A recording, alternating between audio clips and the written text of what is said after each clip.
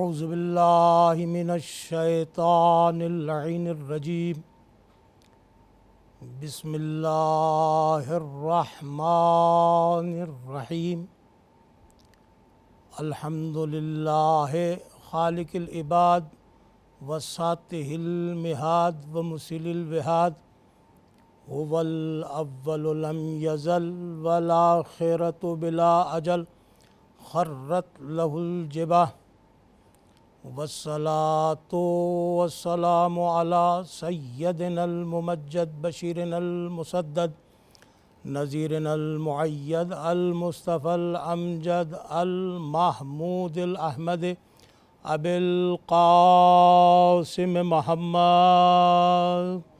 اللہم صلی علی محمد وآل محمد ثم الصلاة والسلام علی اہل بیتہ الطیبین الطاہرین المعصومین الذین اذہب اللہ عنہم الرجس وطہرہم تطہیرا صلی اللہ علیہ وسلم ولعنۃ الدائمۃ علی اعدائہم اجمعین من الآن الی یوم الدین اما بعد فقد قال سبحانہ وتعالی فی القرآن الحکیم بسم اللہ الرحمن الرحیم هو الذی ارسل رسولہ بالہدی ودین الحق لیظہرہ علی الدین کلہ ولو کرہ المشرکون اللہم صلی علی محمد وآل محمد وعجل فرجہم اجمعین۔ آج کی اس متبرک اور مقدس مجلس اعزا کے لیے ہم نے سورہ صف کی آیت نمبر 9 کی تلاوت کا شرف حاصل کیا۔ خالق کائنات جو کہ انسانوں پر شفیق ہے، مہربان ہے، پروردہ ہے ہمارا، اس نے اپنے اس کلام کے ذریعے سے ہماری ہدایت کے سامان کو مہیا کیا، جبکہ اس نے ہماری ضروریات کو دیکھتے ہوئے ہمارے لیے فرش زمین کو بچھایا، آسمان کا شامیانہ لگایا، ہواؤں کو چلایا، پانی کو روانی عطا کی، ہمارے لیے زراعت کو اگایا، آسمان سے بارش کو برسایا، غرض کہ ہماری ہر مادی ضروریت کے لیے اس نے زمین اور آسمان کو ایک کر دیا۔ جب ہماری مادی ضروریات کو مد نظر رکھتے ہوئے اس اللہ نے ہم پر اتنا کرم کیا ہے تو یہ کیسے ہو سکتا ہے کہ ہماری روحانی ضروریات کو وہ نظر انداز کر دے۔ اسی لیے اس نے اول روز سے ہدایت لینے والوں کو پہلے نہیں بھیجا، بلکہ ہدایت دینے والے کو اس نے پہلے بھیجا۔ تو زمین پر انسان کا استاد پہلے ہے اور شاگرد بعد میں ہے، یعنی ہدایت لینے والے بعد میں اور ہدایت کرنے والا پہلے۔ اور اسی دین کو جو اس کا پسندیدہ دین ہے، جس اس نے سورہ مبارکہ آل عمران میں اعلان کیا ان الدین عند اللہ الاسلام، کہ اس کا پسندیدہ دین اسلام ہے، اس نے اسی دین کا پرچار کیا۔ اول روز سے اپنے پہلے نمائندے کو اس نے بھیجا، اس نے پہلے ہادی کو اس نے بھیجا، تو اسی دین کے ساتھ بھیجا کہ لوگ اللہ وحدہ لا شریک کی عبادت کریں، بندگی کریں، قانون الہی کے پابند رہیں، تاکہ اس زمین پر ظلم نہ ہو بلکہ عدالت قائم ہو۔ اور یہی سلسلہ اس نے تمام سفیروں کے ساتھ رکھا، اور ہر سفیر یعنی ہر نبی آنے والا ایک ہی پیغام لاتا رہا، لا الہ الا اللہ، اس کے علاوہ کوئی معبود نہیں، وہی معبود برحق ہے، اس کے علاوہ کوئی خالق نہیں، اس کے علاوہ کوئی رازق نہیں، رازق بھی وہی ہے، خالق بھی وہی ہے، اسی نے اس کائنات کو خلق کیا، اسی نے اس کائنات میں حسن کو بھرا، اسی نے انسان کو اتنا حسین بنایا کہ جس پہ اس نے خود ناز کیا، اور اسی لیے اس نے تمام انبیاء کو بھیجا اور ایک ہی پیغام کے ساتھ بھیجا کہ تمہارا کوئی رب نہیں ہے، تمہارا کوئی معبود نہیں ہے، نہ تم نے پتھروں کی عبادت کرنی ہے، نہ تم نے درختوں کی عبادت کرنی ہے، نہ تم نے آگ کی عبادت کرنی ہے، نہ پانی کی پوجا کرنی ہے، اس لیے یہ سب مخلوقات ہیں، ان سب کو جو خلق کرنے والا ہے اور تمہیں جو خلق کرنے والا ہے وہ اللہ ہے، اس کی عبادت ہوگی، اس کے علاوہ کسی کی عبادت نہیں ہوگی۔ اور جو بندگی خدا میں مصروف ہوتا ہے وہ نہ اپنے نفس پر ظلم کرتا ہے اور نہ لوگوں پہ ظلم کرتا ہے۔ اسی لیے بندگی خدا کا جو سب سے بڑا فائدہ ہے انسان کو وہ یہی ہے کہ انسان عبد خدا بن کر جب زمین پر رہتا ہے تو وہ قوانین شریعت کی پابندی کرتے ہوئے، قوانین اسلام کی پابندی کرتے ہوئے جب زندگی گزارتا ہے تو اس کے وجود کی وجہ سے جو اثر اس زمین پہ پڑتا ہے اس کے جو اثرات ہیں وہ ثمرات کی صورت میں ہمیں نظر آتے ہیں۔ مثلاً اگر کہیں عدالت قائم ہو کسی زمین پر اور چاہے وہاں کفر کی حکومت ہو تو آپ دیکھیں گے کہ زمین نعمتوں کو اگل رہی ہوگی، آسمان سے رحمت برس رہی ہوگی۔ لہٰذا عدل ایک ایسی صفت ہے کہ جس کی وجہ سے انسان ان ثمرات سے استفادہ کرتا ہے جو اس کے انجام دینے کے بعد انسان کو ملتا ہے۔ اب آپ دیکھیے کہ میں بالکل قریب کی ایک مثال آپ کی خدمت میں عرض کروں کہ عدالت الہیہ کا پابند انسان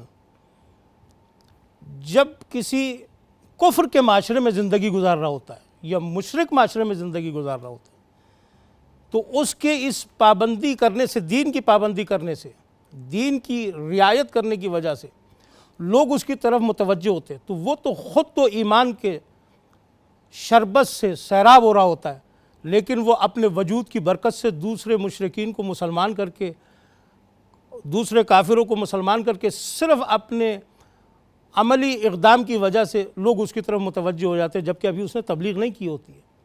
اور یہی انبیاء کی خاصیت تھی کہ انہوں نے خاموش رہ کر دین کا پرچار کیا، اور تمام انبیاء نے لوگوں کے درمیان رہتے ہوئے ایسی زندگی گزاری کہ لوگ ان کی طرف متوجہ ہوئے کہ واقعاً یہ اللہ کا نمائندہ ہے، واقعاً اس کے وسیلے سے ہماری نجات ہو سکتی ہے۔ یہی وجہ ہے کہ تمام انبیاء کو آپ دیکھیں قربانیاں دیتے آئے، اور ہمارے پیغمبر گرامی حضرت محمد مصطفیٰ صلی اللہ علیہ وآلہ وسلم سرکار دو عالم اتنی بڑی شخصیت ہے آپ کی کہ کائنات میں آپ سے بڑی شخصیت کوئی نہیں ہے۔ بعد از خدا اگر کوئی شخصیت ہے روئے زمین پر تو حضرت محمد مصطفیٰ صلی اللہ علیہ وآلہ وسلم کا وجود مبارک ہے، اس کے علاوہ کوئی اور وجود نہیں ہے۔ بعد از خدا اگر وجود مبارک ہے تو اس رسول کو پروردگار کہہ رہا ہے اس سورہ کے اندر، سورہ صف کی جو آیت میں نے آپ کے سامنے تلاوت کی کہ هو الذی، وہ اللہ وہ ہے، ارسل رسولہ بالہدی ودین الحق، کہ اس نے اپنے نبی کو ہدایت کے ساتھ بھیجا اور دین حق کے ساتھ بھیجا۔ یہ وہی دین ہے کہ جو تمام گزشتہ انبیاء لیتے ہوئے آ رہے ہیں، اور سورہ بقرہ کے ابتدا میں اس پر ایمان لانے والے کو اللہ نے بہترین صاحب ایمان قرار دیا ہے، بہترین انسان قرار دیا ہے، کہ جو گزشتہ انبیاء کے اوپر جو کچھ نازل ہوا اس پر ایمان رکھتے ہیں، اور اس پر ایمان رکھنے والوں کو، اور رسول اللہ پر جو کچھ نازل ہوا اس پر ایمان رکھنے والوں کو اللہ نے بہترین مومن قرار دیا، اور ان کے لیے کہا اولئک هم المفلحون، یہی کامیاب لوگ ہیں۔ تو آپ دیکھیں کہ پیغمبر گرامی قدر حضرت محمد مصطفیٰ جس دین کو لے کر آئے اس کا امپلیمنٹ کس طریقے سے کیا، اس کو لاگو کس طریقے سے کیا، کہ آپ نے اس کفر کے معاشرے میں، اس مشرک معاشرے میں کہ جہاں آپ دیکھیں کہ جہالت ہر سو پھیلی ہوئی تھی، ہر طرف جہالت تھی، لیکن میرا محمد، وہ اللہ کا پیارا نبی، وہ محمد مصطفیٰ، وہ حسنین کے نانا، کہ جب آئے ہیں مدینہ منورہ اور بنیاد رکھی ہے تو بنیاد رکھنے سے پہلے اپنے وجود کی برکت سے ان کافروں کو، مشرکوں سے جو کسی کو تسلیم کرنے کے لیے تیار نہیں تھے، وہ حضور پاک صلی اللہ علیہ وآلہ وسلم کو صادق بھی کہہ رہے تھے اور امین بھی کہہ رہے تھے۔ یہ ایک بہت ہی بڑا کردار تھا پیغمبر اکرم کا، اور ایسے لوگوں کو جو کسی بات کو تسلیم کرنے کے لیے تیار نہیں، جو کسی چیز سے راضی ہونے کے لیے تیار نہیں، وہ حضور پاک صلی اللہ علیہ وآلہ وسلم کے کردار کی اس طریقے سے ان الفاظ سے تعریف کر رہے ہیں، توصیف کر رہے ہیں کہ آپ صادق بھی ہیں، آپ امین بھی ہیں، وہ اپنی امانتیں آپ کے پاس لا کے رکھوا رہے ہیں۔ یعنی بندگی خدا کا مظہر اور اس کا فائدہ یہ ہے کہ یہ پوری کائنات، یہ زمین، یہ آسمان، یہ سورج، یہ ستارے، یہ چاند، یہ چرند، یہ پرند، یہ ذرات، یہ ساری چیزیں اس نے ہمارے لیے خلق کی، اور انسان کو اس نے کس کے لیے خلق کیا؟ اپنے لیے خلق کیا، بندگی کے لیے خلق کیا کہ یہ ساری چیزیں تمہارے لیے ہیں اور تم میرے لیے ہو۔ اور جب کوئی انسان اللہ کا ہو جاتا ہے تو پھر اس کا اختیار مخلوقات پر آ جاتا ہے، پھر وہ بلند ہو جاتا ہے، پھر اس کو بڑا مرتبہ ملتا ہے، پھر اس کو بڑا رتبہ عطا کرتا ہے پروردگار، اسے ولی بنا دیتا ہے اللہ، اور اس کے وجود کی برکت کی وجہ سے چیزیں اس کی مطیع ہو جاتی ہیں، اس کی فرما بردار ہو جاتی ہیں۔ آپ یہی دیکھیے انبیاء کرام کے جتنے بھی واقعات ہیں اس میں جانور آپ کی اطاعت کرنے والے تھے، آپ کا حکم ماننے والے تھے، آپ کو تسلیم کرنے والے تھے۔ پیغمبر گرامی قدر کو اگر آپ دیکھیں، ان کی زندگی میں گو آپ کے ہاتھ پہ آتی ہے، کلمہ پڑھتی ہے، پتھر آپ کے ہاتھ پہ آ کے کلمہ پڑھتے ہیں، یعنی کائنات آپ کی اطاعت کے اندر ہے، کائنات آپ کی رسول ہونے کی گواہی دے رہی ہے۔ کس وجہ سے؟ بندگی خدا کی وجہ سے۔ پیغمبر گرامی قدر جو چیز لے کر آئے تھے، جو اسلام لے کر آئے ہیں، جو دین لے کر آئے ہیں، جو مکمل ہو رہا ہے پیغمبر کی ذات پر، اس کے بعد کوئی نیا دین آنے والا نہیں، قیامت تک ہم سب کے لیے یہی ہدایت کے لیے ہے۔ اس دین کی خصوصیت دیکھیں کہ اگر آج بھی کوئی شخص زمین کے کسی خطے پہ قرآن اور حدیث کی روشنی میں فقہ محمد مصطفیٰ صلی اللہ علیہ وآلہ وسلم کی روشنی میں زندگی گزارتا ہے تو آپ دیکھیں کہ اس کے اپنے وجود کی برکت کی وجہ سے لوگ مسلمان ہو جاتے ہیں، لوگ وہ یعنی اسلام کا سفیر بن جاتا ہے۔ تو پیغمبر گرامی قدر کو آپ دیکھیں کہ درخت آپ کو جھک کر سلام کر رہا ہے، کیونکہ آپ بندگی خدا میں مصروف ہے، کائنات جو ہے وہ آپ کی اطاعت کے اندر مصروف ہو جاتی ہے۔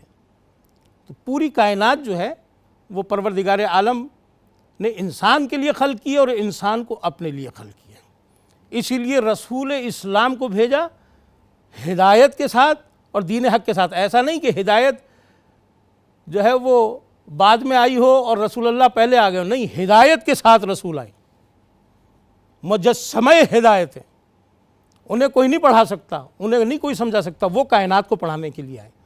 اسی لیے سورہ جمعہ کی آیت کے اندر کہا گیا هو الذی ارسل رسولہ بالہدی ودین الحق، یہ جو سورہ صف کی آیت ہے، اور پھر سورہ جمعہ کی آیت کی طرف آپ اگر توجہ کریں، آیت نمبر 2 جس کا نشان ہے هو الذی بعث فی الامیین رسولا منہم یتلو علیہم آیاتہ ویزکیہم ویعلمہم الکتاب والحکمہ وَإِن قَالُوا مِن قَبْلُ لَفِي ضَلَالٍ مُبِينٍ۔ پیغمبر کیوں آئے؟ آیت کی تلاوت کریں گے، لوگوں کو معرفت دیں گے، لوگوں کو آگاہ کریں گے، لوگوں کو بتائیں گے کہ تم نے ہمیشہ یہاں نہیں رہنا، یہ تمہاری مستقل قیام گاہ نہیں ہے، عارضی قیام گاہ ہے۔ تمہاری زندگی کا جو یہاں کاٹو گے، جو یہاں بو گے، وہ تمہیں کاٹنا ہے، وہ آخرت کی زندگی ہے۔ وہاں جا کر تم نے اعمال پیش ہونے ہیں تمہارے، وہاں جاؤ گے تو تمہارے اعمال لوگوں کے سامنے اللہ کے سامنے پیش کیے جائیں گے۔ اسی لیے قرآن حکیم نے ارشاد فرمایا یوم ندعو کل اناس بامامہم، کہ ہر شخص کو اس کے امام کے ساتھ بلایا جائے گا۔ اگر آپ دیکھیں کہ ہر شخص امام کے ساتھ کیوں آ رہا ہے؟ تاکہ اس کے ہاتھ میں کتاب دی جائے، تاکہ وہ اس کتاب کو خوشی سے پڑھے، لوگوں کو بتائے، خوشخبری دے کہ اطاعت کرنے کی وجہ سے، اللہ اور اس کے رسول کا کہنا ماننے کی وجہ سے ہمیں یہ شرف ملا ہے کہ ہم آج اس منزل پر پہنچے ہیں کہ ہم کامیاب ہو گئے۔ تو یہ کامیابی کیا ہے کہ انسان جب مسلسل عمل کرے گا تو کامیابی اس کے مقدر بنے گی، اس کے نصیب میں آئے گی۔ تو پیغمبر گرامی قدر نے اس معاشرے کو کہ جہالت تھی، جہاں جھوٹ تھا، جہاں فریب تھا، جہاں ظلم تھا، جہاں عدالت نام کی کوئی چیز نہیں تھی، جہاں تعلیم نام کی کوئی چیز نہیں تھی، جہاں شعور نام کی کوئی چیز نہیں تھی، جہاں فکر نام کی کوئی چیز نہیں تھی، جہاں نہ تمدن تھا، نہ کوئی تہذیب تھی، نہ کوئی معاشرہ تھا، ایک بے راہ روی تھی، لیکن ہمارے پیغمبر کی ذات نے انہیں اپنی طرف متوجہ کر دیا۔ ایسی یونیورسٹی پوری کائنات میں آپ کہیں نہیں دکھا سکتے۔ ہر چیز کے لیے ایک فیکٹری ہے۔ آپ نے انگوٹھیاں بنوانی ہیں، اس کے لیے ایک فیکٹری موجود ہے۔ آپ نے گھڑی بنوانی ہے، اس کے لیے فیکٹری موجود ہے۔ آپ نے دنیا کی کوئی بھی چیز بنانی ہے اس کے لیے فیکٹری موجود ہے، لیکن مجھے یہ بتائیں کہ انسان سازی کی کوئی فیکٹری ہے دنیا میں؟ اگر ہے کہیں تو وہ انبیاء کرام کی بارگاہ ہے۔ اگر کوئی انسان ساز بنانے والی فیکٹری ہے تو سرکار محمد مصطفیٰ صلی اللہ علیہ وآلہ وسلم ہے۔ اگر کوئی انسان ساز فیکٹری ہے تو اہل بیت محمد ہیں، کہ جہاں انسان بنائے جاتے ہیں۔ پیغمبر نے آ کے انسانی معاشرے کو ترتیب دیا اور اس انسانی معاشرے کے اثرات دنیا پر پھیلے۔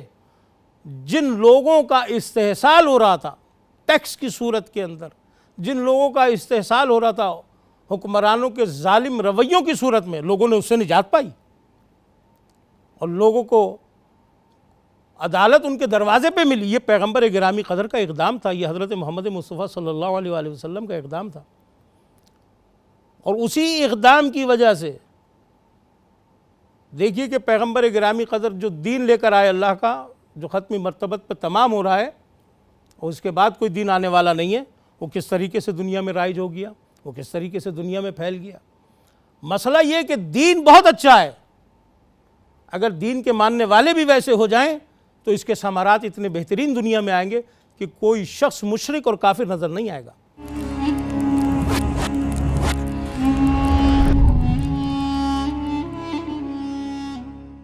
اور یہی وجہ ہے کہ اللہ نے وعدہ کیا کہ هو الذی ارسل رسولہ بالہدی ودین الحق لیظہرہ علی الدین کلہ واللہ کرہ المشرکون۔ اللہ اس دین کو غلبہ عطا کرے گا۔ ایک روز ایسا آئے گا کہ تمام ادیان عالم پر یہ دین غالب آ جائے گا، اور اس کا غلبہ ایسا ہوگا کہ پھر انسان کی دہلیز پر عدالت ہوگی، انسان کا استحصال نہیں ہوگا، انسان کو اس کا کھویا ہوا شرف مل جائے گا، عدالت قائم ہو جائے گی، اور اس عدالت کی وجہ سے زمین خزانوں کو اگلے گی، آسمان سے رحمت کی بارش ہوگی، اور اللہ اس دین کو غالب کرے گا۔ سرکار محمد مصطفیٰ حضرت سرکار ختمی مرتبہ صلی اللہ علیہ وآلہ وسلم کے فرزند کی صورت میں امام مہدی جب آئیں گے تو اس دین کو غلبہ پوری دنیا کے اوپر حاصل ہو جائے گا، اجل اللہ تعالیٰ فرجہ شریف، پوری دنیا کے اوپر غلبہ حاصل ہو جائے گا۔ اب قوانین شریعت کی پابندی ہر انسان کو کرنی ہوگی۔ آج دین ہماری زبانوں پر ہے، ہمارے دل میں نہیں ہے۔ جس دن یہ دین زبان سے اتر کر دل میں اتر گیا، اس دن ہمارا معاشرہ ایک مثالی معاشرہ ہوگا، جو کہ مماثلت رکھتا ہوگا، جو کہ ایسا معاشرہ ہوگا کہ جو پیغمبر گرامی قدر حضرت محمد مصطفیٰ نے جس کی داغ بیل ڈالی تھی، جس کی بنیاد رکھی تھی، اس سے ملتا ہوا معاشرہ ہوگا۔ جب اس سے ملتا ہوا معاشرہ ہوگا وہی سند ہو جائے گی کہ جیسا معاشرہ پیغمبر گرامی قدر دے کر گئے تھے اسی معاشرے کی جو ہے تکمیل ہو رہی ہے۔ تو اس صورت کے اندر آپ دیکھیں کہ اس کے اثرات یہ ہوں گے کہ لوگ دین کی طرف آئیں گے، لوگ دین کے پیغام کو سنیں گے، دین کی باتوں کو سنیں گے اور اس کے اوپر عمل کریں گے۔ دین اصل میں عمل کرنے کا نام ہے۔ دین میں عقیدہ اہم بنیاد ہے، توحید اہم چیز ہے، عدالت اہم چیز ہے، نبوت اہم چیز ہے، امامت اہم چیز ہے، قیامت اہم چیز ہے۔ جس کا آخرت پر ایمان ہے کہ واقعاً مجھے ایک روز اٹھنا ہے، وہ شخص تو آخرت کی تیاری کرے گا، لیکن جس کا کوئی ایمان نہیں ہو آخرت پر، ضعف ایمان کی وجہ سے وہ گناہ کرتا ہے انسان۔ جہاں ضعف ہوتا ہے انسان کے پیر میں، پاؤں میں، وہیں لرزش آتی ہے، وہیں وہ لڑکھڑاتا ہے، لیکن جہاں ایمان میں طاقت اور قوت پیدا ہو جائے تو پھر انسان اگر ضعیف بھی ہو تو جوان نظر آتا ہے ایمان ہونے کی وجہ سے۔ پھر ضعف نہیں رہتا انسان کے اندر، کیونکہ اس کے اندر ایک روحانی طاقت موجود ہوتی ہے، ایک روحانی قوت موجود ہوتی ہے۔ پیغمبر گرامی قدر حضرت محمد مصطفیٰ صلی اللہ علیہ وآلہ وسلم کی زندگی کو اٹھا کر دیکھیں، 63 برس کی عمر میں بھی آپ کی عبادت کے اندر، آپ کے اخلاص میں، آپ کے خلوص میں، آپ کی حکمت میں کوئی فرق نہیں تھا۔ جیسے ایک جوان ہوتا ہے بالکل اسی طریقے سے پیغمبر گرامی تمام کاموں کو انجام دے رہے تھے۔ اور یہی وجہ ہے کہ دین اس وقت دین پہ عمل کرنے کا فائدہ بہت زیادہ ہے جب انسان جوان ہو۔ اب میرا یہ خطاب امام حسین کے توسط سے نوجوانوں سے کر رہا ہوں کہ نوجوان بچوں سے کہہ رہا ہوں، نوجوانوں سے کہہ رہا ہوں کہ بڑھاپے کی عبادت سے اللہ کو پسند ہے جوان کی عبادت۔ میں اپنی ماں و بہنوں سے گزارش کر رہا ہوں، اس مجلس کے توسط سے دیکھیں اور اسلام کو اوپر پریکٹیکل کریں اور پریکٹیکل اپنی زندگی کو پریکٹیکل لائف کے اندر لے کر آئیں. دین کو جو ہے اس طریقے سے معاشرے کے اندر رائج کرنے کی کوشش کریں، اس پر عمل کرنے کی کوشش کریں جس سے انسانوں میں محبت پیدا ہو، آپس میں الفت پیدا ہو، رواداری پیدا ہو، برداشت پیدا ہو، صبر پیدا ہو. یہ تمام چیزیں دین اسلام نے جب پیغمبر گرامی قدر دین اسلام کو لے کر آئے تو آپ خود دیکھیں کہ ایک یہودی عورت جو کہ اپنے بڑھاپے کی وجہ سے کمر جھکی ہوئی ہے جس کی، اور وہ مشکیزہ پانی کا لے جا رہی ہے، پیغمبر گرامی قدر اس کے قریب آتے ہیں اور اس سے مشکیزہ جب لے لیتے ہیں تو وہ یہ سوچتی ہے کہ اس نے مجھ پر یہ احسان کیا ہے کہ میرے بوجھ کو اٹھایا ہے، تو میں بھی کوئی ایسی بات کروں کہ اس احسان کا بدلہ ہو جائے اور اس احسان کے بدلے کی وجہ سے اس کی اجرت بن جائے.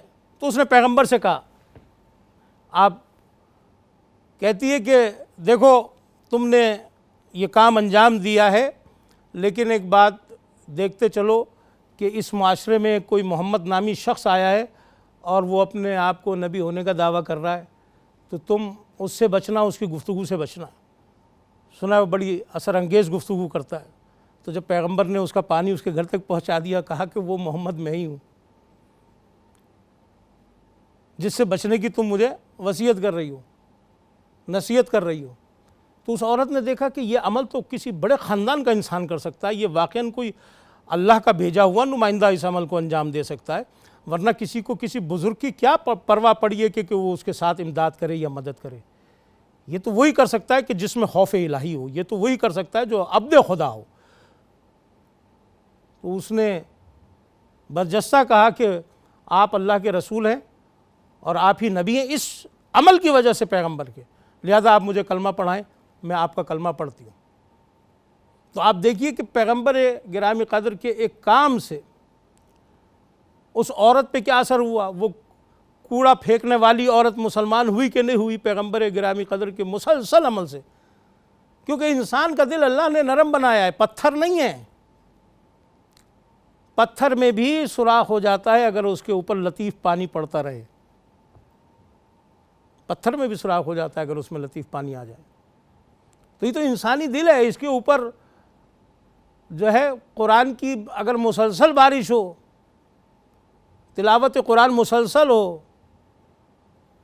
مطالعہ قرآن مسلسل ہو، حدیث کا مطالعہ مسلسل ہو، یہ قلب خود بخود جھکے گا. اس میں تسلیم و رضا کی قوت پیدا ہوگی، اور جب اس میں تسلیم و رضا کی قوت پیدا ہوگی تو وہ دن ہوگا جو پہلی سیڑھی ہوگی اس انسان کی علم و عرفان کی طرف، معرفت کی طرف. کیونکہ بغیر معرفت خدا کے انسان آگے نہیں بڑھ سکتا. دین کی پہلی سیڑھی معرفت خدا ہے، اور ہر نبی نے آ کے سب سے پہلے معرفت کروائی اللہ کی. اس لیے جب تک اس کی معرفت نہیں ہوگی کوئی انہیں نبی تسلیم نہیں کرے گا. نبی اسی وقت تسلیم کرے گا کہ جب اس اللہ کی معرفت ہو جائے گی. اول العلم معرفت الجبار وآخر العلم تفویض الامر الیہ. اول علم یہ کہ معرفت ہو اس جبار کی. اگر اس کی معرفت ہو گئی تو پھر اس کے بعد نبی کی معرفت خود بخود ہو جائے گی، پھر حجت خدا کی معرفت خود بخود ہو جائے گی، پھر بتانے کی ضرورت نہیں ہے. اور اس معرفت کے بعد پھر انسان نابینا نہیں رہتا، بینا ہو جاتا ہے. فمن اوتی کتابہ بیمینہ، کہ وہ لوگ کہ جو اتباع کرنے والے لوگ ہوں گے ان کے سیدھے ہاتھ میں کتاب دی جائے گی، وہ خوشی سے پڑھیں گے اس کتاب کو. لیکن وہ لوگ جو جان بوجھ کر اندھے بنے رہے ان کا کیا ہوگا کہ دین بھی موجود ہے، اذانوں کو بھی سن رہے ہیں، تبلیغ دین کو بھی سن رہے ہیں.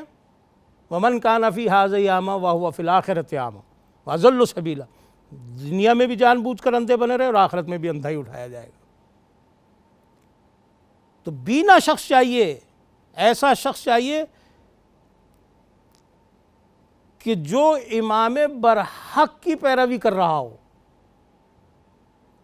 جو نبی اکرم صلی اللہ علیہ وآلہ وسلم اور ان سے گزشتہ تمام انبیاء پر ایمان رکھتے ہوئے ان کے جو قصص ہیں ان سے سبق لیتے ہوئے زندگی کو گزار رہا ہوں، وہ شخص کامیاب ہے۔ کامیابی اصل میں اسی کے لیے کہ جو اطاعت کرے گا اللہ کی، اس کے رسول کی۔ یا ایھا الذین آمنوا اطیعوا اللہ واطیعوا الرسول واولی الامر منکم، قرآن نے واضح پیغام دیا ہے، اطاعت اللہ کی ہے، اطاعت رسول کی، اور تم میں سے جو اولی الامر ہے اس کی اطاعت ہے۔ اب یہ میرا اور آپ کا کام ہے کہ میں پہچانوں اولی الامر کون ہے۔ اگر دو شخصیتیں آ جائیں سامنے اور دونوں اسلام کا رہبر ہونے کا دعویٰ کریں تو اس میں سے میں نے دیکھنا ہے کہ اللہ کا اس میں نمائندہ اصل کون ہے۔ 61 ہجری کے اندر یزید بھی اسلام کا رہبر تھا اور امام حسین بھی 61 ہجری کے اندر لوگوں کے سامنے، مسلمانوں کے سامنے اسلام کے رہبر تھے، لیکن جنہوں نے انتخاب کیا حسین کا، اولی الامر کا، وہ کامیاب ہو گئے، اور جنہوں نے ظالم کو اولی الامر سمجھا تھا وہ ناکام ہو گئے۔ آج تک ناکام ہے، قیامت تک ناکام رہیں گے، بعد از قیامت اللہ کی بارگاہ میں سزا پانے والوں میں سے ہوں گے۔ لیکن حسین اور حسین کے ساتھ استقامت کے ساتھ کھڑے رہنے والے کامیاب ہیں۔ کیوں کہا جاتا ہے ہر قوم پکارے گی ہمارے حسین؟ اس لیے کہ حسین نے اس دین کی محافظت کی ہے، حفاظت کی ہے کہ جس کو 1,24,000 انبیاء محنت کر کر ہم انسانوں تک پہنچایا تھا۔ اس دین کو مٹایا جا رہا تھا کہ کوئی وحی نہیں آئی، وحی کا انکار کیا جا رہا تھا، کتاب کا انکار کیا جا رہا تھا، رسالت کا انکار کیا جا رہا تھا، آخرت کا انکار کیا جا رہا تھا۔ تو امام حسین نے قربانی دی کہ کوئی قربانی اس جو ہے جب تک اس کے سامنے کوئی منظر نہ، اس کے بغیر کوئی نہیں دیتا۔ کوئی چیز ہے جس کے لیے قربانی دی جا رہی ہے اللہ جس کے لیے میں قربانی دے رہا ہوں، ہے آخرت جس کے لیے میں قربانی دے رہا ہوں، مجھے اس کی عدالت پہ یقین ہے کہ کل وہ میرے معاملے میں انصاف کرے گا۔ امام حسین نے ثابت کیا کربلا کے اندر آ کر، اور یہی پیغام ہے مجلس شام غریبہ کا کہ لوگ امام حسین کی طرف متوجہ ہوں۔ حسین نے جس دین کو یزید نے جس طریقے سے مسخ کیا تھا، حسین نے اتنا ہی خوبصورت روشن چہرہ دین کا پیش کر کے بتا دیا کہ ہرگز یزید سے دین مت لینا، دین اگر لینا ہو تو اس سے لینا کہ جو خانوادہ رسول سے ہو، جس نے زبان وحی کو چوسا ہو، جس کا خون رسول کا خون ہو، جس کا نسب حسب رسول کا حسب نسب ہو، جس سے رسول ہو رسول اس سے ہو۔ یہ ثابت کیا امام حسین نے۔ ان کا خرچہ ہوا تھا دین پر، ان کی نانی کا خرچہ ہے، ان کے دادا کا خرچہ ہے، ان کے نانا نے اپنی پوری زندگی اس دین کو پہنچانے کے لیے وقف کی ہے، وہ ایسے ضائع نہیں دے سکتے تھے اس کو۔ لہذا امام حسین علیہ السلام نے کربلا کے میدان میں آ کر شجاعت کا اعلیٰ ترین مظہر کو پیش کیا کہ قربانی، دین جتنا بڑا دین تھا اتنی بڑی قربانی دی امام حسین علیہ السلام۔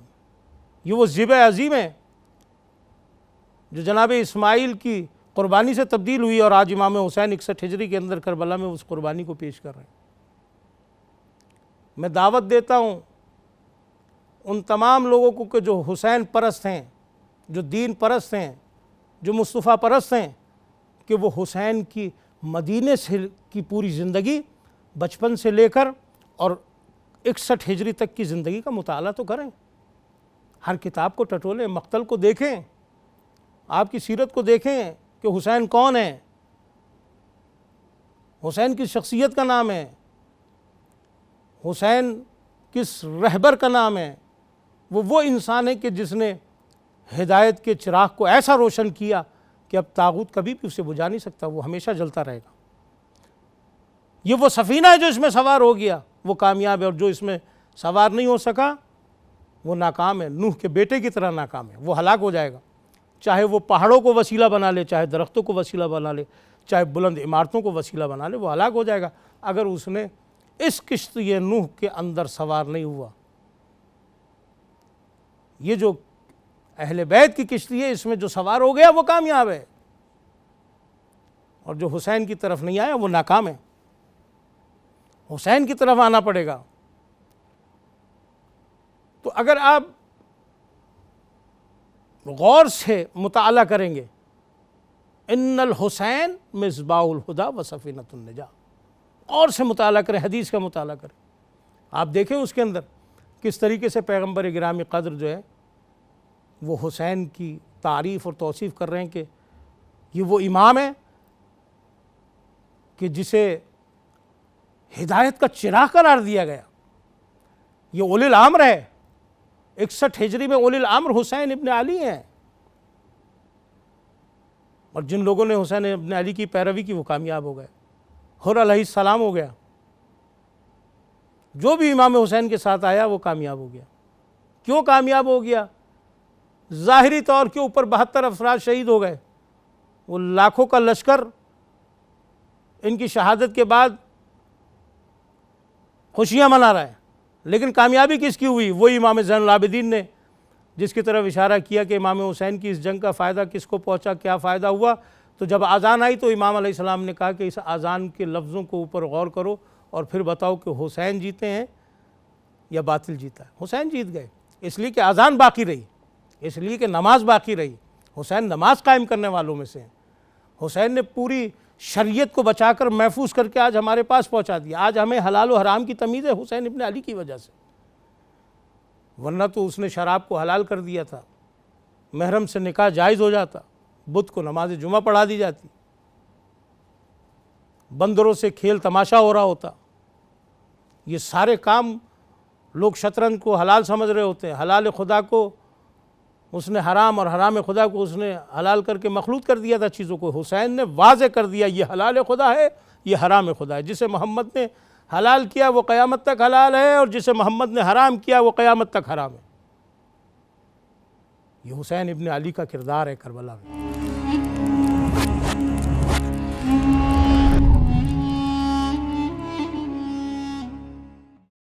آج ہمارے پاس کربلا سے براہ راست روشنی پہنچ رہی ہے، دنیا کے ہر خطے میں روشنی پہنچ رہی ہے. حسین نے پورے عقیدے کو بچایا، عقیدہ دین کے پورے عقیدے کو ہم تک پہنچا دیا. اور عقیدہ ہوتا ہے تو پھر عمل ہوتا ہے، عقیدہ نہ ہو تو عمل نہیں. اس عقیدے کی بنیاد کے اوپر دین اگر حسین سے انسان لے تو ناکام نہیں ہو سکتا، اس لیے کہ اس میں پختہ عقیدہ ہے اور بہترین عمل کرنے والی سیرت موجود ہے اس میں. ایسی سیرت کہ جو باطل ایوانوں کو لرزا دے، جو ظلم کی عمارتوں میں لرزہ پیدا کر دے. ہر غم انسان کے اندر ذوف پیدا کرتا ہے، لیکن غم حسین انسان کو شجاع بناتا ہے، اس میں شجاعت پیدا ہوتی ہے. غم حسین وفاداری کا درس دیتا ہے. غم حسین دین کی اطاعت کی طرف لے کر آتا ہے، بندگی خدا کی طرف لے کر آتا ہے. غم حسین انسان کے دل کو نرم کرتا ہے، اور اس نرمی کی وجہ سے انسان دین کو قبول کرتا ہے. جیسے زمین سخت ہوتی ہے لیکن جب آپ اس میں ہل چلاتے ہیں تو وہ بیج کو قبول کر کے اور اس کے اندر سے کوپلیں پھوٹتی ہیں، وہ زمین کا سینہ چیر کے باہر آتی ہیں، کیونکہ اس میں صلاحیت پیدا ہو جاتی ہے زراعت ہونے کی. اسی طریقے سے ایمانی زراعت قلب میں اس وقت ہوتی ہے جب یہ نرم ہو. غم حسین انسان کے قلب کو نرم کرتا ہے، انسان میں شعور پیدا کرتا ہے، انسان کو معافی کا درس دیتا ہے، انسان کے اندر ایسی صلاحیت پیدا کر دیتا ہے، ایسا شعور پیدا کر دیتا ہے کہ وہ پھر دہشت گردی کی طرف نہیں جاتا. پھر وہ انسان کی بقا کے لیے کام کرتا ہے، وہ ثروت مندی کے لیے کام کرتا ہے، وہ سرفرازی کے لیے کام کرتا ہے، وہ پروردگار عالم کے دین کے لیے کام کرتا ہے. دین کبھی بھی فساد نہیں سکھاتا، دین ہمیشہ بندگی سکھاتا ہے، اور غم حسین ہمیں بندگی کی طرف لے کر آتی ہے. یہ وہ حسین ابن علی ہے جس کا آج ہم ذکر کرنے کے لیے ہم جمع ہوئے ہیں. پوری دنیا اس ذکر کو سن رہی ہے، مشغول ہے. یہ وہ ذکر ہے کہ جسے اللہ نے بلند کیا. دیکھیں اصحاب پیغمبر قاتلان امام حسین کو پہچانتے تھے اپنی زندگی میں، جو پیغمبر پیشن گوئیاں کر کے گئے تھے، بتا کر گئے تھے۔ دیکھیں، کتابیں اٹھائیں، پڑھیں، اس تسلسل کو سامنے رکھیے کہ جس میں متواتر پیغمبر امام حسین کے سلسلے میں گفتگو فرماتے ہیں کہ اس حسین کو پہچانو، اس کی معرفت کرو، اپنی پشت کے اوپر سجدے کو طول دے کر بتاتے ہیں کہ اس حسین کی منزلت کو پہچانو، کہ اس سجدے کو کی معرفت کرانے والا ہے حسین، اس سجدے کو بچا کے لے جانے والا ہے حسین، میری سیرت کو پہنچانے والا ہے حسین۔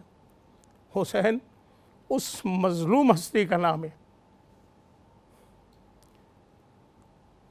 کہ جو پیغمبر گرامی قدر حضرت محمد مصطفیٰ کے قلب کا سکون ہے۔ پیغمبر حسین کو مصیبت میں نہیں دیکھ سکتے، پیاسا نہیں دیکھ سکتے، پیغمبر نہیں دیکھ سکتے حسین کی آنکھوں میں آنسو۔ آپ مطالعہ کریں سیرت رسول کا کہ کس طریقے سے حسین کے بچپن میں لاڈ اٹھا رہے ہیں کہ حسین نہ روئے، حسین کا دل غم نہ کھائے، لیکن جس حسین کے دل کو اللہ کے رسول سکون عطا کرنا چاہتے ہیں، یزید لعین اور اس کے حواریوں نے کس قدر تکلیف پہنچائی ہے قلب رسول کو کہ ناموس پیغمبر کا خیال نہیں کیا گیا۔ یہی وجہ ہے، آپ دیکھیں کہ نہروان کی جنگ میں جب شمر کو پکڑ کے لایا گیا ہے تو بندھا ہوا تھا رسیوں میں، اور اتنا سخت بندھا ہوا تھا رسیوں میں کہ اس کی پسلیاں ٹوٹ جاتی، لوگ اس پہ رحم نہیں کر رہے تھے، پیاس کی وجہ سے اس کے ہونٹ اور زبان خشک ہو چکا تھا۔ جب امام حسین کریم ابن کریم وہاں سے گزرے تو اس نے التجا کی، امام حسین نے اپنے بابا سے کہا، بابا اس کے ہاتھ کھول دیے جائے، اسے کھانا دیا جائے، اسے پانی دیا جائے۔ امام حسین نے خود اپنے ہاتھوں سے اس لعین کی باہوں کو کھولا، پانی پلایا، کھانا کھلایا، اور کہا کہ یہ دن یاد رکھنا، اس دن کو یاد رکھنا۔ اور اس دن کو کس طریقے سے یاد رکھا؟ اس شخص نے، اس ملعون انسان نے، کہ جو اسے آزاد کرنے والا تھا، جو اسے مصیبتوں سے نکالنے والا تھا، اسی پہ اس نے ظلم کیا۔ حسین کربلا آئے تھے قربانی دینے کے لیے، پتہ تھا میں نے قربانی دینی ہے، بچوں کو لے کر آئے، بتا کر آئے ہیں کہ میں کیوں جا رہا ہوں، کس کس کا محضر نامے میں نام ہے، ان سب کو لے کر آئے ہیں حسین کربلا میں۔ اور جب سے حسین 2 محرم سے وارد کربلا ہوئے ہیں، ہر شب ایک نئے انداز سے ایک نمودار ہوتی ہے اور اہل بیت کے دلوں کو مغموم کرتی ہے۔ جیسے جیسے 10 محرم قریب آ رہی ہے، اہل بیت کی مشکلوں میں اضافہ ہوتا چلا جا رہا ہے، اور اتنا اضافہ ہوا اہل بیت کی مشکلات میں کہ 7 محرم سے جب پانی بند کیا گیا، اس مصطفیٰ کے نواسے پہ پانی بند کیا کہ جس نے اس کائنات کو سیراب کیا، جس نے اس کائنات کو کھلایا، اس کے نواسے کو بھوکا رکھا جا رہا ہے، اس کی بیٹیوں کو بھوکا رکھا جا رہا ہے، اس کی اولاد کو بھوکا رکھا جا رہا ہے۔ یہ ظلم کی انتہا ہے۔ اور وہ شب بھی آئی، 2 شب کربلا میں، شب عاشور اور شام غریبہ، بڑی قیامت کی راتیں۔ شب عاشور میں حسین زندہ ہے، شام غریبہ میں اپنے رفقا سے جدا ہو جائے گے، اپنے اہل بیت سے جدا ہو جائے گے۔ شب عاشور میں حسین پہرا دے رہے ہیں تو شام غریبہ میں تمہیں زینب پہرا دیتی ہوئی نظر آئے گی۔ شب عاشور میں عبادت الہی کا ایک مظہر ہے کربلا کہ جہاں ہر طرف سے اللہ کے ذکر کی آوازیں آ رہی ہیں، جہاں مائیں اپنے بچوں کو تیار کرا رہی ہیں کہ کل حسین مظلوم کربلا پہ اپنے آپ کو قربان کر دینا، اپنی زندگیوں کو نہ بچانا بلکہ کسی طرح حسین بچ جائے۔ تمام اصحاب نے یہی کوشش کی کہ حسین بچ جائے، اور ہر صحابی جب گھوڑے سے زمین پہ گرتا تھا دوسرے صحابی کو وصیت کر دیتا تھا، آقا حسین کا خیال رکھو، مولا حسین کا خیال رکھو۔ یہ وہ حسین ہے کہ جس کو رسول اللہ اپنے دوش کے اوپر مدینہ کی گلیوں کے اندر گھماتے تھے۔ آج حسین مظلوم کربلا تنہا ہے کربلا میں، اصحاب کی قربانیاں دے رہا ہے، بیٹوں کی قربانیاں، بھانجوں کی قربانیاں، بھائی کی قربانیاں۔ حسین نے کیا کیا نہیں دیکھا کربلا میں۔ کہیں عباس کے کٹے ہوئے بازوؤں کو دیکھا، کہیں علی اکبر کا چھیدا ہوا سینہ دیکھا، کہیں قاسم کا پامال لاشا دیکھا، کہیں اپنے اصحاب کے لاشیں دیکھے، کہیں اون و محمد کے لاشیں دیکھے۔ اور قیامت کی منزل حسین کے لیے کربلا میں وہ ہے کہ جب 6 مہینے کے بچے علی اصغر کے لیے حسین پانی مانگ رہے ہیں، لیکن کوئی نہیں ہے کہ جو علی اصغر کو ایک بوند پانی دے دے۔ حسین حجت بھی قائم کر رہے ہیں، علی اصغر کو زمین پہ بھی لٹا رہے ہیں کہ میں اپنے لیے پانی نہیں مانگ رہا ہوں، اس معصوم بچے کے لیے پانی مانگ رہا ہوں۔ اتنے ظالم تھے کہ اس بچے کو جو رسول اللہ کے خاندان کا بچہ ہے اسے سیراب نہیں کیا، اسے پانی نہیں دیا۔ اور جب حسین تنہا رہ گئے تو بہن نے وداع کیا ہے۔ کیا قیامت کا منظر ہوگا کربلا کی زمین پر عاشور کے دن۔ اللہ نہ کسی بھائی کو کسی بہن سے اس طریقے سے جدا کرے۔ آپ ذرا دیکھیں تو صحیح کس طریقے سے جناب زینب وداع کر رہی ہوں گی کہ جس بھائی کے لیے زینب مسلسل سایہ بنی ہوئی ہے، جس بھائی کو حسین اتنا چاہتی ہے کہ اس کے بغیر رہ نہیں سکتی تھی، مدینہ چھوڑا، ساری مصیبتیں اٹھائی، آج کربلا میں اسی بھائی کو میدان میں جاتے ہوئے خدا حافظ کہہ رہی ہے۔ کس انداز میں کہہ رہی ہوگی، کس دل سے کہہ رہی ہوگی کہ بیمار بیٹا بستر پہ پڑا ہوا ہے، سارے اصحاب مارے جا چکے، اب یہ قافلہ زینب کے حوالے کیے جا رہے ہیں حسین۔ اور جب امام حسین آئے ہیں تو انہوں نے کہا کیا میں تمہارا اچھا امام نہیں تھا جو مجھے قتل کرتے ہو؟ اب بھی ہدایت پہ آ جاؤ، میں تمہیں معاف کر دوں گا۔ لیکن ظالم آگے بڑھتے چلے گئے۔ امام نے حملہ کیا، کوفے کی دیواروں سے ٹکرا گئے لشکر یزید کو، کوفے کی دیواروں سے جا ٹکرایا لشکر یزید کو۔ اور اس کے بعد واپس میدان میں آئے امام اور آ کے اپنی ذوالفقار سے ایک خط کھینچا، اگر تم میں طاقت ہے تو خط کے اس طرف آ کر دکھاؤ۔ حاطف غیبی کی آواز آئی، حسین یہ قیامت تک تجھ سے جنگ نہیں لڑ سکتے۔ اذن خدا پاتے ہی حسین نے ذوالفقار کو نیام میں رکھا۔ اب مقتل یہ بتاتا ہے کہ حسین ذوالجناح پہ زخموں سے چور بیٹھے ہوئے ہیں، جس کے ہاتھ میں پتھر ہے وہ حسین کو پتھر مار رہا ہے، جس کے پاس تیر ہے وہ تیر چلا رہا ہے، جس کے پاس نیزے ہیں وہ نیزے مار رہا ہے۔ فرزند فاطمہ ذوالجناح پہ اپنے گھوڑے پر بیٹھا ہوا ہے، جب دائیں جانب والے نیزہ مارتے ہیں تو حسین بائیں جانب آ جاتے ہیں، اور جب بائیں جانب والے نیزہ مارتے ہیں تو حسین دائیں جانب آ جاتے ہیں۔ اس انداز میں حسین پر مسلسل حملوں کی بارش ہے، سینے میں نیزہ لگا ہوا ہے، ماتھے پہ پیشانی کے اوپر تیر لگا ہوا ہے۔ اس عالم میں حسین اپنے رب کی بارگاہ میں ذوالجناح سے اتر رہے ہیں، زین سے اتر رہے ہیں۔ کربلا کی زمین پر حسین اترے، سجدہ آخر کر رہے ہیں، وہی شمر ملعون کہ جس کے ہاتھوں کو حسین نے کھولا تھا، جسے حسین نے پانی پلایا تھا۔ حسین نے کہا یاد ہے وہ روز جب تو تشنا تھا، میں نے تجھے سیراب کیا تھا، آج مجھے پانی پلا دے، لیکن ظالم نے نہ سنی۔ دیکھ عطرت رسول کے ہاتھوں میں رسیاں نہ باندھنا، یہاں اس نے نہ سنے، اس نے اقدام کرنا تھا اور اقدام کیا۔ کس انداز میں؟ کندھا خنجر سے 13 ضرب حسین کی گردن پہ چلائی ہے۔ یہاں حسین کا سر جسم سے جدا ہوا، وہاں بہن نے تڑپ کے سید سجاد سے کہا مجھے میرا ماجایا نظر نہیں آتا۔ ایک مرتبہ سید سجاد کو جب بیدار کر کے پوچھا اور خیمے کا پردہ ہٹا تو دیکھا نو کے نیزہ پہ حسین ابن علی کا سر قرآن کی تلاوت کر رہا، السلام علیکم یا ابا عبداللہ۔ دیکھے پھوپھی اماں وہ نو کے نیزہ پہ میرے بابا کا سر دیکھیے۔ ارے حسین کو 3 دن کا بھوکا پیاسا مار دیا گیا۔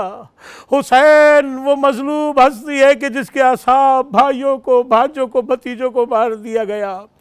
کربلا کی زمین پر آندیاں چلی، حسین ابن علی کو قتل کر دیا گیا، خیموں کو آگ لگائی جا رہی ہے، بنت علی خیموں میں آتی ہے، کبھی خیموں سے باہر جاتی ہے۔ ارے ایک بیمار بھتیجا ہے جس کے لیے پریشان ہیں، بنت علی آئی ہیں، سید سجاد کو لے کر باہر آئی ہیں۔ ارے امامت کی محافظہ ہے زینب، یہ وہ شام غریبہ کی رات ہے، یہ وہ بے کسوں کی رات ہے کہ جس میں جب یہ شام آئی ہے خیمے چلنے کے بعد تو زینب اب اس اجڑے ہوئے قافلے کی نگہبانی کر رہی تھی۔ کل شب عاشور تک حسین نگہبان تھے، آج زینب نگہبانی کر رہی ہے۔ اس عالم میں عزادارو، اس عالم میں زینب پاسبان بنی ہوئی ہے، اس عالم میں محافظت کر رہی ہے کہ دیکھا کہ اس شب میں، تاریکی میں ایک گھوڑا آ رہا ہے، اس پر ایک سوار آ رہا ہے۔ شہزادی نے روکا کہ ہم اطرت رسول ہیں، قریب نہ آنا، لیکن سوار آگے آتا چلا گیا، یہاں تک جب قریب آیا اپنی نقاب کو پلٹا، شہزادی نے اپنے بابا کو دیکھا، علی نے دونوں ہاتھ زینب کی گردن پہ ڈال دیے، کہا آج زینب تو آرام کر، تیرا بابا اس قافلے کی نگہبانی کرے گا۔ لعنت اللہ علی القوم الظالمین۔